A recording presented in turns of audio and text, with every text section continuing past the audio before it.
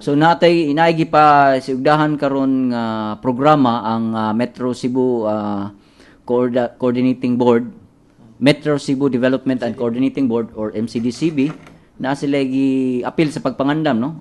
Under na siya sa kanang kuan na to, under na siya sa Public Safety and Security Subcommittee nga pinagi sa Mega Cebu program, gi-appeal gini siya ma'am sa long-term plan, no? Kay kuan man nato gini kining Mega Cebu god ang atong gi-advocate ani ang 30 years nga master development plan which include kining public safety and kining appeal na niini ang disaster risk management, no? So mo na siya nga karon taud-taud atong mahinabi ang atong mga kaubanan, no, gikan sa Mega Cebu haron ilatang sayran, no, unsa may mga gimbuhaton pod kay mao pod ni atong ongoing karon nga promote ngadto sa mga kalungsuran dinhi sa kining nasud sa metropolitan, no, 3C ka lungsod ingon man sad ang province, no.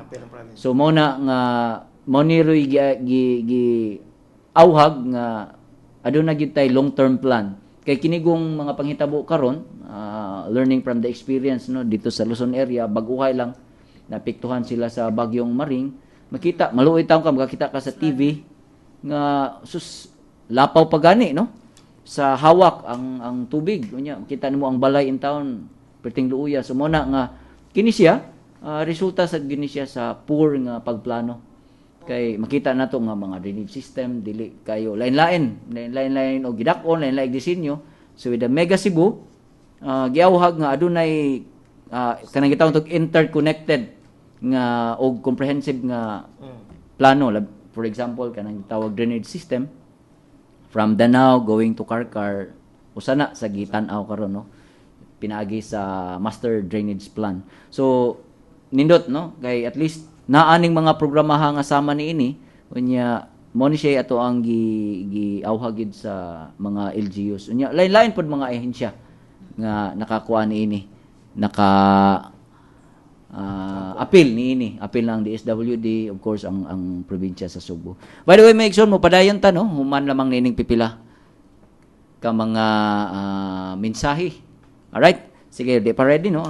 Moto nga taud-taud kuyugan ta sa mga personnel or mga kaubanan to sa Mega Cebu haron ilatang sayran sa mga pipila ka mga pagpangandam sab. Okay, ready na nga to ang mensahe.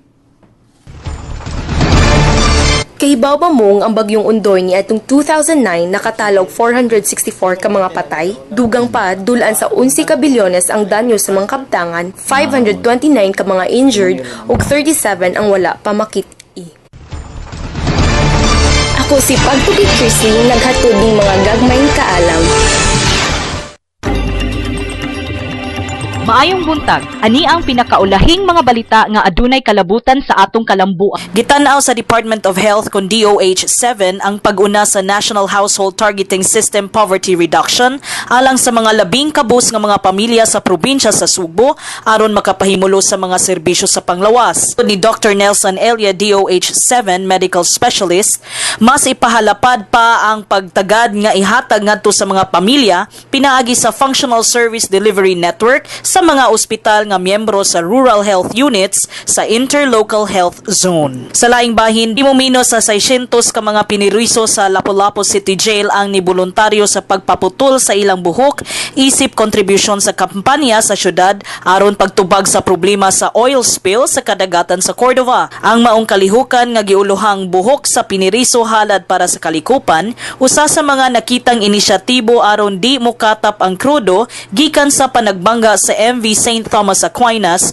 ug MV Sulpicio Express 7 niadtong Agosto 16. Apan giingon sa mga eksperto nga ang paggamit sa buhok isip pagpugong sa pagkatap sa oil spill maopoy makadugang sa hugaw sa dagat. Ug maukadto ang mga balita sa kalambuan karong semanaha. Kini si Pagtuki Heidi, maayong buntag.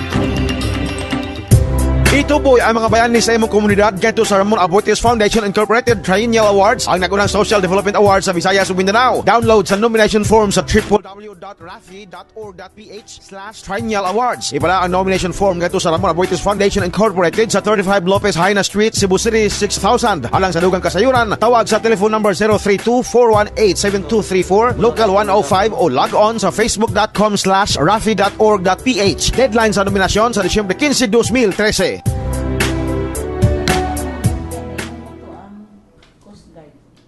Okay, mga igsoon, balik ta, no? Nanakaroon sa linya ang ato ang representative sa Mega Cebu Project. Ma'am Naxi, mayong buntag. Ay, mayong buntag tats, o mayong buntag sad sa atong mga bisita din ha, sa pagtuki. Yes, ma'am. Ma'am, ang atong gisgutan karon kining kaandam, no? Panahon sa katalagman. Ma'am, kita sa Mega Cebu, usama ni siya sa ato ang mga gitutukan gyud karon. Ma'am, kumusta naman? Unsa man ang mga strategiya nga gihisgutan o gipangandaman alang sa disaster risk reduction management? Okay. Siguro before sa specific details that ato lang ilantaw nga appeal gyud sa ato ang 2050 vision ang kaning maong aspeto sa livability, no? Key strategy ni nato siya kuyog sa competitiveness, mobility o metropolitan management. Ug moingon ta og livability, ang usa ka dako nga pilar niini mao ang kaning safety. So appeal niini ang ato ang resilience against disasters, particularly kaning mga natural disasters, peace and order, and really public safety. So dako ni siya nga buluhaton, no? Apan na-recognize nato nga matag LGU naana ni sila level of preparedness especially sa pag-organize nila sa ilahang mga disaster response and risk reduction management council. So naay level of preparedness anya ang sa ato nakita nato ang kaimportante sa kaning information o collaboration, no? Kay the more informed, the better informed we are, mas dali ang ato ang response unya, so mas maka-save ta og kinabuhi, no? Minimize the injury o kaning damage to property. So nakita nato nga information is really very crucial ug ang kaning collaboration. So katong giskutan ni Sir Winston di na ganina, no, nga og ni Ma'am Jenny nga the level of collaboration. So umoingon man gud tag emergency management, it involves 4 phases. Ilahan na sang nahisgutan ang mitigation, ang preparedness, ang response and recovery. Although so far the discussion na agad sa preparedness o response. Ang sa ato dinhi sa Mega Cebu atong gilantaw nga the best way, of course, ang most cost efficient is kaning mitigation o prevention. Gawa sa, of course, kanang upat crucial man gyud na sila tanan, no? So ato asang lantawon ang kaning mitigation o prevention. When you talk about planning, kay ato ang gi-promote sa Mega Cebu is really integrated, no, and comprehensive planning. Ato na ning lantawon kung unsa man ning mga possible risks, diba? Kay mo man ang when you talk about disasters and emergencies, unsa may mga risko. So og ato nang mailhan kung unsa mga risko, ato inaingnan nga hazard prone areas, landslide prone areas, ideally gid unta tas dili na lang na nato butangan og mga structures, no? Ana ay mga tawo nga nagpuyo ba yon karon, no, residential, commercial, kay kuan naman gyud na siya, especially with the climate change now, ang level of risk and potential disaster is much higher. So ang atong vulnerability importante nga malantaw nato ang kaning sa atong coastal areas, no? With the sea level rise unya kaning intensification of weather events, nya mga coastal storms, mas mo grabe siya. So atong ang murag ang challenge ba nato ba mas murag nga ato ni sad nga ang exposure sa ato ang communities risks ma-minimize if we are able to bring them out of it. So ang prevention is crucial, no? Mayon tag kanang sa mga sapat ato. Una importante kayo ang easement, no? In fact, dili magani enough ang 3-meter easement. Nakita nato sa mga kanang nanghitabo sa sa Luzon o sa other areas nga ang kanang 3-meter easement sa kanang imong river kuwang ra na kay kanon na, no? Kung naa kay really pila ka 100-year stage nga flood, wa gina papas na siya. So prevention is very crucial, no? So importante sa atong planning pagmapa niini asa man ni sa dapita unya ideally ang mga uses sa lugar atong i-minimize ay mga magpuyo nga mga tao, no? So kana siya usa ang ikaduha is really in terms of information before, during, and after. Unya, matabangan ni nato siya touch kanang katong ilang nahisgutan ganina sa kaning 911 ba. Usa sa mga best examples in the Philippines is really ang Davao. They have what they call a central 911. In fact, we were there Tuesday, last Monday or Tuesday this week, no? Nga ato nakitaan nga coordinated gid kaayo nga naatanan all agencies, no? Represented national and local agencies, unya ang ilahang information system is so comprehensive nga makita nimo nga ang unsay mga incidents, no, ug ikaw pananglitan, ikaw ang local nga mayor nga naay concern anang area, naana na siya dashboard nga makita nimo sa computer screen kung asa na siya dapita ang mga crimes ba ron or whatever nga imuhang gustong events nga imuhang gustong i-map out. So the response is very quick kay naa man siya central nga system katong inyo giingon ganina nga integrated operations command center. Naana na siya. So sa pagkakaroon usa na sa ato ang mga directions, naanay mga paghisgot ni ana, no, sa committee ni Architect Cito Alcordo, and together with IBM, which is also a member of the MCDCB, gihisgutan na siya kay ang example nato sa una katumantong sa Rio nga ang Rio was preparing for a big international event, and nag-set up ni sila aning intelligent operations center nga so flooding, traffic, other emergencies, no, that they need to respond to, na centralized siya. So mao ni gihimo sa Davao. So Davao is in fact more advanced than Metro Manila when you talk about an intelligent operation system. Kay information is crucial. Information perhaps to prevent an occurrence of an event, no, nga dili nato giplano, or to immediately respond to a situation. So crucial ang planning, crucial ang information, crucial ang management, no? And then of course recognizing that each LGU and then the national government agencies are also doing their own preparedness and kaning pagpangandam, no, in terms of these possible emergencies and disasters. So ang ato atats nagsugod patani, no, nya naanay mga response coming from the different organizations of the murabag naagi interest to really build this capability among us. Kay ug naatay ana nga central integrated operation system, mas dali na lang ang pag-dispatch, no, especially when there's an occurrence, ang pag-dispatch sa mga tao. Na-mention sa ni Sir Vincent ganina nga doon na incident command system na at least na nasugdan na siya. So kaning what we're trying to do now is really to build that capability further. Kay para lang nako personally murag how prepared are we, or how safe is safe enough, no? So kana mo big dako kay challenge kay ug mayong tag mga risgo aduna siguro mga 40 or kapin ka risgo nga ato ang tan-awon, no, unya ang sa upat ani ka mga phases atong i-evaluate kung unsa ta gyud, no, ang ato ang kaandam unya unsa atong mga angayng buhatonon. So mo ni siya ma'am nga under sa Mega Cebu, mo ni siya ato ang gikuan karon, mo ni atong giugmad karon, no, nga usa umabot in place na ni siyang tanan.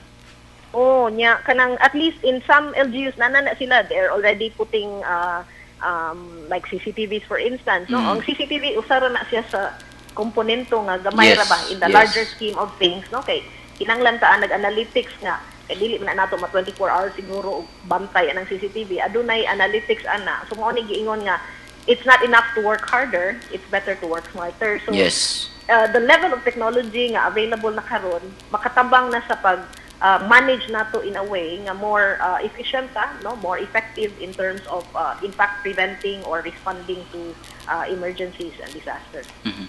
So manginaot ta ma'am nga kining among gisgutan karon under the Mega Cebu program, mapahimutang gini siyang mga pagpangandam kay atong gitan-aw ani ang kining gitawag nato 30 years nga pagplano, long term nga plano aron sa umabot nga panahon may untang po nga ma-reduce gid nato, no, ang kanang gitawag nato mga risgo labi na gyud sa panahon sa mga kalamidad. Oh, nya importante anita across the metro, no, sugdan nato sa metro kaning 13 ka LGUs together with the province, and eventually that capability ato ang makuan sa entero probinsya sa Sugbo. So mao ni ato ang direction that, and hopefully with the support and cooperation of all the leaders, no, public and private sector leaders, and of course the community itself, ato gini siyang ma-establish. Ma'am, mga sa imong mga hinapos nga basig pahinumdom no ngadto sa ato ang mga LGUs ug ingon sa ato mga partners and stakeholders labi na gyud sa atong programa. Ang crucial gid nato anitas is the readiness to collaborate, no, and to cooperate. So akong giawhag ang ato ang mga naglain-lain nga ahensya sa gobyerno, lokal o ganing national o regional, appeal sa ato ang mga pribadong sektor o ato ang community o civil society organizations nga magkuanta kinahanglan na nato nga magpundok gyud ta unya ato ang gahinanig panahon nga ato aning mapanday, no, ug ato ang kapalambok kining ato ang gusto nga direction to really ensure a safe and livable environment for all. Ma'am Naxi, daghang kayong salamat sa panahon sa pakiguban nimo kanamo karong buntaga. Daghang salamat Tats, ug daghang salamat sa ato ang mga bisita o sa mga suking tigpaminaw sa pagsuki. Yes ma'am, God bless ma'am. God bless.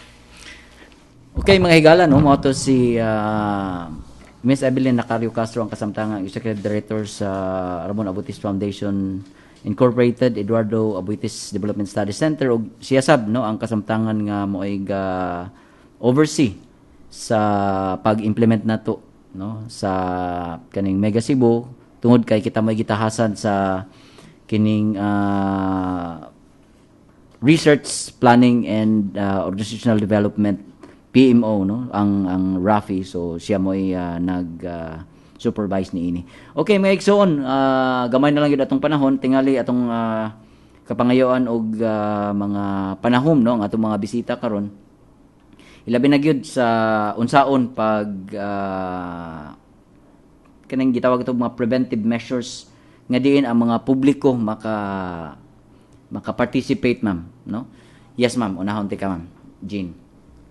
Ang publiko unta among giawhag nga kanang atong isud sa atong hunahuna nga ang kaning disaster mahitabo kada adlaw kay aron nga permi gyud tang andam. So sa atong mga panimalay na agyud gani unta tay pagpangandam gani gyud, no. So nya gawas pa jud at dako kay tag ika-contribute kanang sa atong pag-prevent sa flooding kung kita mismo sa atong panimalay, sa atong tagsa-tagsa ka panimalay kamauta mo kuha na ng atong mga basura. So di gyud na patak-an ang mga basura og labay.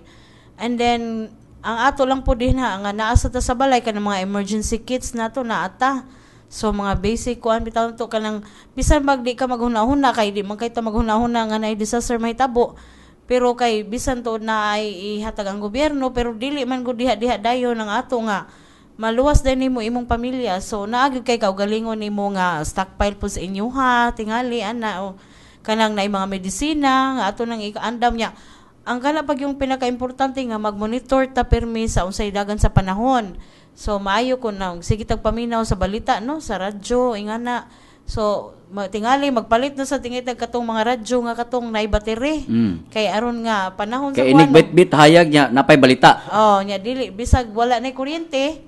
Naagyapon ang balita. So mag-monitor kita dili na ta sig tan-aw kayo anang mga ubang kuano kang ang ato lang importante nga kada adlaw naga-monitor ta unsay mga balita aron kita mismo nakahibaw ta nga unsa na ron kinahanglan day ta mangandam na. O pero ang ato sang pamilya ato sa nang sabuton no kung kahibaw ta nga kanang panahon nga gani ang mahitabo nato kung naay flood. So asa ta mo padung inyo ginang sutaon din ha kung asa ang mga evacuation center sa lugar.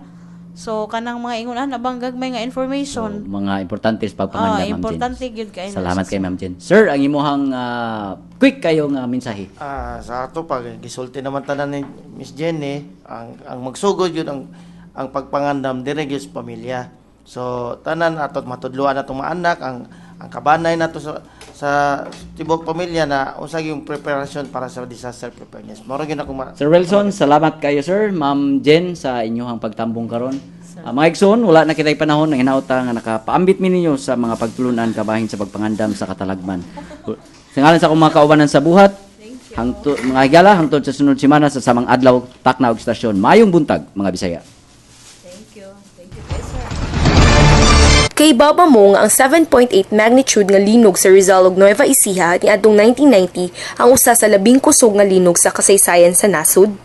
Base sa record, 2,412 ang nasutang patay ug dulan sa 369.6 ka milyones ka dolyares ang danyo sa kabtangan.